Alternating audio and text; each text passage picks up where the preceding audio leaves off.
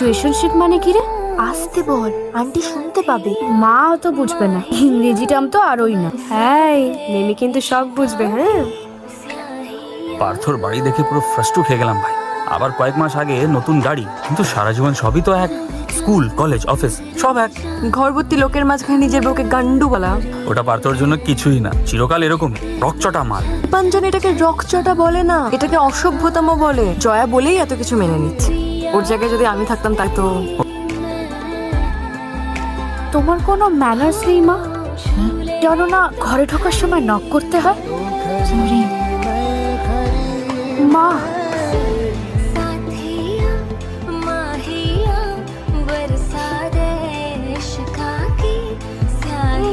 মা তোমার হাতে গন্ধ।